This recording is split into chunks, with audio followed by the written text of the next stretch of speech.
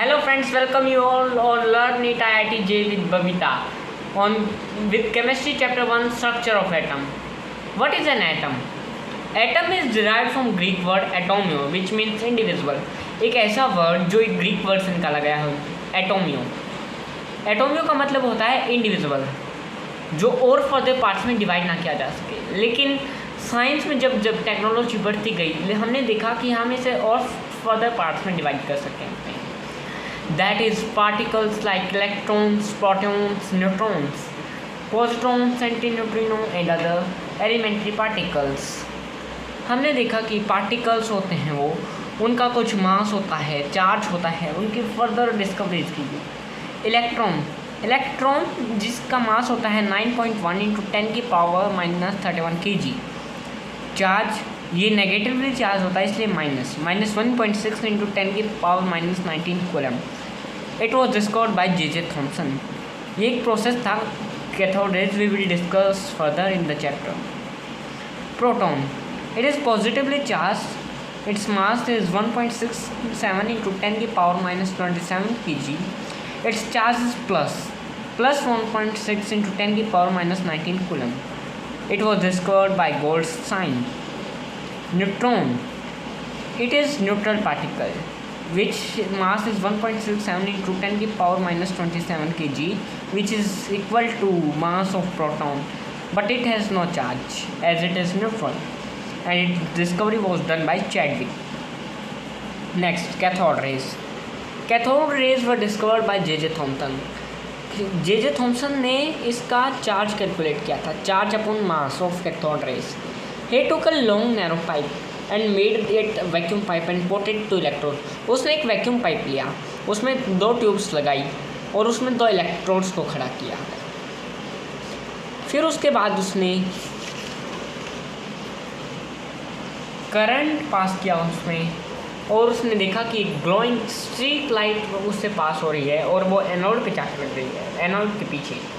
उसने उसको नाम दिया कैथोड रेस, जो कैथोड से निकलने वाले रेस. हम कैथोड रेज को फर्दर CR रेज भी बोला करेंगे. प्रॉपर्टीज़ ऑफ कैथोड रेज हम पढ़ते हैं. वो सीधी travel straight line with very high velocity, वो एक ही लाइन में सीधी आगे बढ़ती हैं. They produce mechanical effect. जब हम बीच में उस ट्यूब में एक पैडल रख देते हैं तो पैडल रोटेट करना स्टार्ट करता है, इसलिए वो प्रोड्यूस करते हैं mechanical effect. They consist of fluorescence effect. वो फ्लोरोसेंस इफेक्ट शो करते हैं. They affect photographic plate. जब वहाँ पर हम फोटोग्राफिक प्लेट सप्लाई करते हैं वो उनको भी अफेक्ट करते हैं. They produce X rays. एक साइंटिस्ट थे जिन्होंने इसका नाम दिया था एक्स रेज. जैसे कि कोई अननोन एलिमेंट होता है हम उसका नाम रख देते हैं एक्स एलिमेंट, ऐसे ही उसका नाम रख दिया गया था एक्स रेज. ये किसी भी नेचर ऑफ गैस पे डिपेंड नहीं होती और ना ही इलेक्ट्रोड के मैटर पे, क्योंकि they are in vacuum work करती हैं तो इन पर किसी भी नेचर का कोई भी इफेक्ट नहीं होता. They penetrate through thin sheet of metal aluminium specially.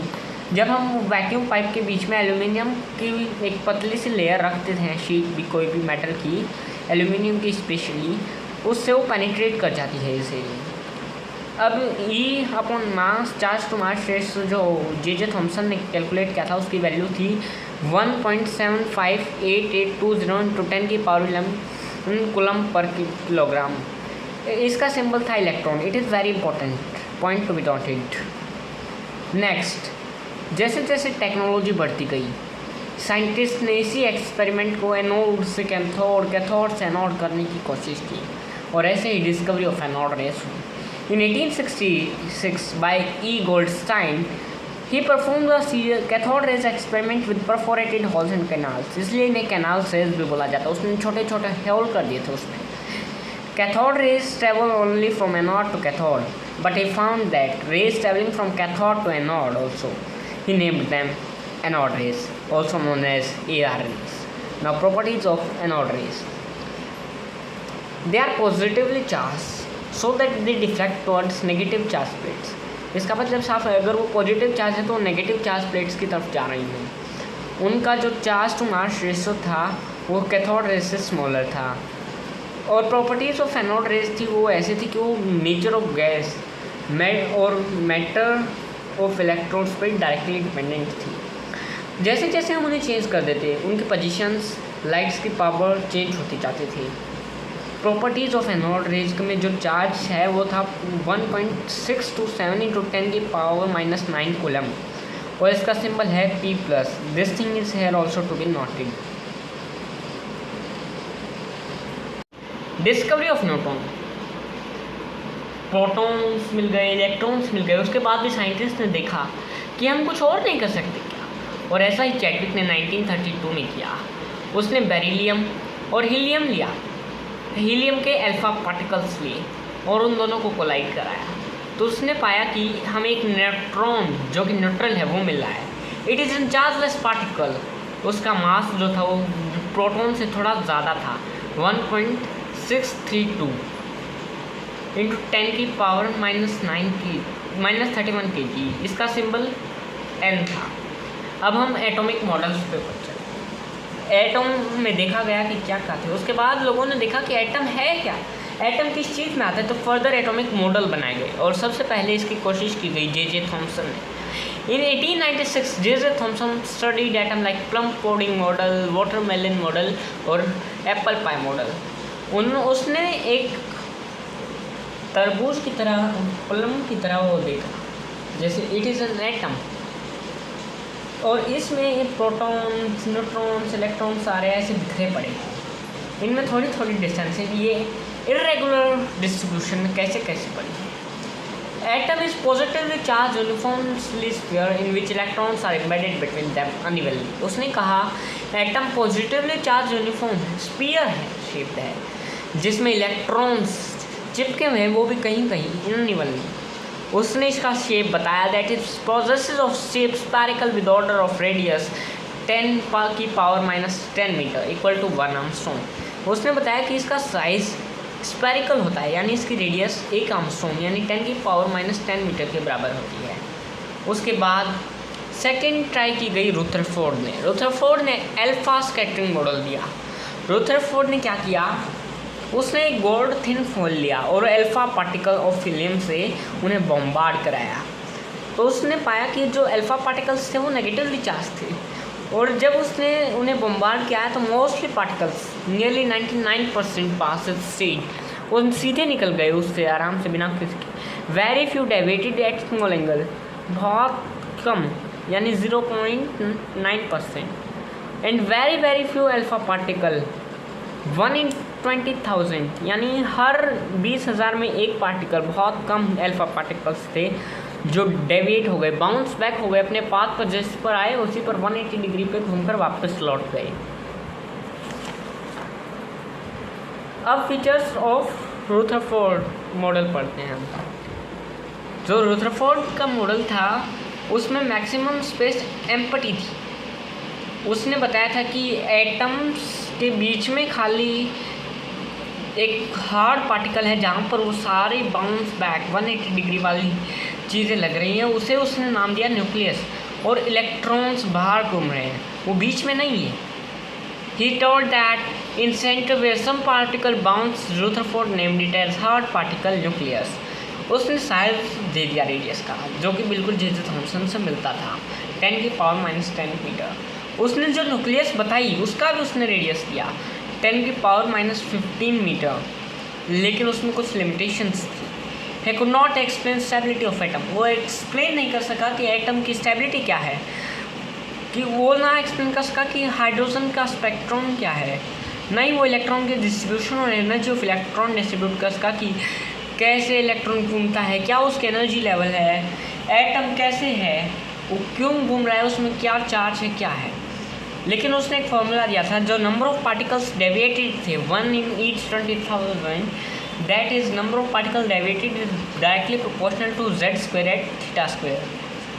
this point is very important point, not it। उसके बाद हमने इसमें देखा एटॉमिक नंबर, मास नंबर, इनकी खोज की गई ताकि हम एटम्स को पर्टिकुलरली एलिमेंट्स को रिप्रेजेंट कर सकें। तो हमने फाइंड किया atomic number. Atomic number it is represented by z, it is equal to number of protons. Number of protons और नंबर ऑफ इलेक्ट्रॉन्स हर एटम में एलिमेंट में सेम होते हैं, except exceptions. Mass number, it is represented by A, capital A. ये होता है proton plus neutron equal to mass number. Mass number and atomic number की रिप्रेजेंटेशन कैसे की जाए? तो एक एलिमेंट है x और उसका एटॉमिक नंबर है a, एटॉमिक मास है a और एटॉमिक नंबर है z, तो उसे लिखा जाता है a फिर x एलिमेंट और उसके पैरों में z। ये होगी उसकी रिप्रेजेंटेशन साइंटिफिकली।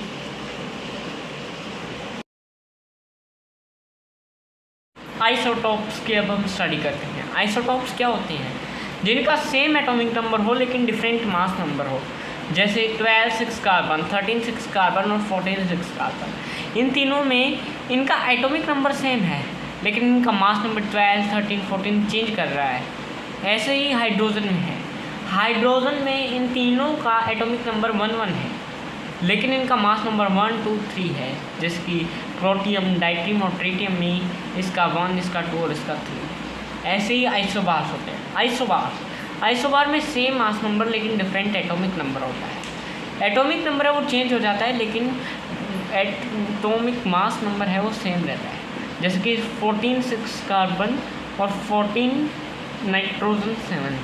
इनमें इन दोनों का एटॉमिक नंबर 6 और 7 चेंज हो रहा है लेकिन इनका मास नंबर दोनों में 14 14 है। ऐसे एक एग्जांपल है कार्बन का। कार्बन के आइसोबार है 14 18 का कैल्शियम और 14 20 कैल्शियम। इन दोनों में कैल्शियम का मास नंबर 40 40 सेम है लेकिन इनका एटॉमिक नंबर चेंज हो रहा है। अब आइसोटोन वो होते हैं जिनमें सेम नंबर ऑफ न्यूट्रॉन हो, जैसे कि 13 9 19 पोटेशियम, 40 20 कैल्शियम, 14 6 कार्बन, 16 8 ऑक्सीजन। इन सब में 8 नंबर ऑफ न्यूट्रॉन्स। ऐसे ही सेम होता है आइसोडाइफर्स, जो इसमें आएगा जिसके हम कैलकुलेट करते हैं 39 minus 19 number of proton equal to number of electron होता है और ये number of proton plus neutron होता है। जब हम इसमें से इसको सब्ट्रैक्ट करेंगे, इसमें 20 आ रहा है, 40 माइनस 20 इसमें भी 20 आ रहा है और सिमिलरली 14 माइनस 6 8 होता है और 16 माइनस 8 8 आ रहा है। इन दोनों में भी सेम आ रहा है। अब हम आइसोडाइफर्स होते हैं जिनका आइसोटॉपिक नंबर सेम हो। आइसोटॉपिक नंबर होता है न्यूट्रॉन माइनस प्रोटॉन, जैसे कि 23 सोडियम 11, 27 एल्यूमिनियम 13। इनका neutron minus proton number same है। ऐसे ही 146 यूरेनियम 92, 132 थोरियम 90। अब आइसो इलेक्ट्रॉनिक वो होता है जिसमें सेम नंबर ऑफ इलेक्ट्रॉन हो, जैसे Na+, Mg2+, Al+3। ऐसे ही जैसे कि फिर जो है Na-1, Na-2, इनमें इलेक्ट्रॉन्स ज़्यादा होता जा रहा है लेकिन Mg और इसमें सेम नंबर ऑफ इलेक्ट्रॉन है। Mg +-1 में भी इसके बिल्कुल सेम है। एल्यूमिनियम ये भी इसका आइसो इलेक्ट्रॉनिक है। ऐसे आइसो इलेक्ट्रॉनिक स्पीशीज बढ़ते चली जा रही है। अब हम नेक्स्ट टॉपिक पर बढ़ते हैं, वो है इलेक्ट्रोमैग्नेटिक वेव्स। जब उनको पढ़ा गया तो उनमें मिला कि जब उनमें से एक लिटिल वेव्स निकल, उन्हें नाम दिया गया इलेक्ट्रोमैग्नेटिक वेव, क्योंकि वो इलेक्ट्रॉन और मैग्नेटिक ऑसिलेशन की वजह से निकल। जो ये ऑसिलेटिंग फील्ड है इसे हम EMW फील्ड भी बोलते हैं। अब हम कुछ वेव से रिलेटेड टर्म्स पढ़ लेते हैं। फर्स्ट है वेवलेंथ। वेवलेंथ होती है distance between equal face of a wave. दो वेव के बीच में एक डिस्टेंस इक्वल फेस के बीच में, उसे हम वेवलेंथ बोलते हैं। उसे रिप्रेजेंट किया जाता है लैम्बडा से। Next is frequency. फ्रीक्वेंसी क्या है? जिससे वेव पास हो रही है। It is number of wave passes in 1 second. It is represented by nu. V के ऊपर ऐसे न्यू बोलते हैं। अब हम पढ़ते हैं next topic, dual nature of EMR। After failure of Rutherford model of atom, Niels Bohr gave a new model, fourth model of atom in 1920। जब रुदरफोर्ड के मॉडल में लिमिटेशंस निकलने लगी, उससे फेलियर हो गया उसका, तब नील बॉर्स नाम के एक साइंटिस्ट थे जिन्होंने खुद का एक एटम मॉडल दिया 1922 में। तब उसकी जो डेवलपमेंट थी उसमें एक बहुत बड़ा हाथ था क्लासिकल थ्योरी ऑफ फिजिक्स का। तो his development due to nature of electromagnetic radiation, also known as classical theory of physics, played a major role. अब जो इलेक्ट्रोमैग्नेटिक रेडिएशंस थे उसके भी दो नेचर थे, wave nature and particle nature. अब वेव नेचर, एब्जॉर्प्शन या emission of radiations by heated object और thermal radiation of electric and magnetic field. जो एब्जॉर्प्शन या एमिशन थी रेडिएशंस की हीटेड ऑब्जेक्ट से, जो गर्म ऑब्जेक्ट्स उनसे एब्जॉर्प्शन की जाती थी रेडिएशन की या एमिशन होती थी, वो ठंडी हवा को लेते थे और गर्म हवा को रिलीज़ करते थे अपने, वो थर्मल रेडिएशंस थी। जो रेडिएशंस थी उनका एक्सचेंज या ट्रांसफ़र थर्मल रेडिएशंस बोला जाता था। वो भी इलेक्ट्रिक या मैग्नेटिक फील्ड में, उसे हम मैक्सवेल थ्योरी ऑफ क्लासिक्स बोलते हैं, जो जेम्स क्लर्क मैक्सवेल ने थ्योरी दी थी wave nature in 1817। Later it was classified by Henry third. ये क्लासिफाइड बाय हेनरी थर्ड। तो इस हेनरी थर्ड ने से बाद में क्लासिफाई भी किया था कि ये सही है या गलत है। जो ये रेज थी they are produced by very electric and magnetic field which are perpendicular to each other in direction of perpendicular to both of them। जो इलेक्ट्रोमैग्नेटिक वेव्स थी ये तब प्रोड्यूस होती थी तब इलेक्ट्रिक एंड मैग्नेटिक फील्ड था वो ऑसिलेट करता था इलेक्ट्रिक फील्ड कंपोनेंट और मैग्नेटिक फील्ड कंपोनेंट में। अब जो वेव नेचर की जो रेडिएशंस थी they travel with velocity of light, does not need any medium to travel but they travel with velocity of light। जो रेडिएशंस थी वो एक दूसरे से डिफर करती थी in many types. They differ from each other in wavelength, frequency, velocity और intensity. Intensity क्या होता है? Intensity it is the dimension of energy waves per unit area. Velocity क्या होता है? डिस्टेंस ट्रेवल्ड बाय वेव या रेडिएशन इन 1 सेकेंड। जो velocity होती है that is C, in chemistry C से रिप्रेजेंट करते हैं। C equal to nu by lambda, nu into lambda। The frequency क्या होती है? It is number of passing waves through a point in a sector। It is given by nu equal to C divided by lambda, that is also known as hertz, Hz। wavelength क्या होता है? The distance between crest and trough of the wave is known as wavelength। Next, particle nature of EMR। Particle nature of EMR था EMR showed wave-like character phenomenon and second particle nature। wave nature थी उसमें कुछ कामयाब थी।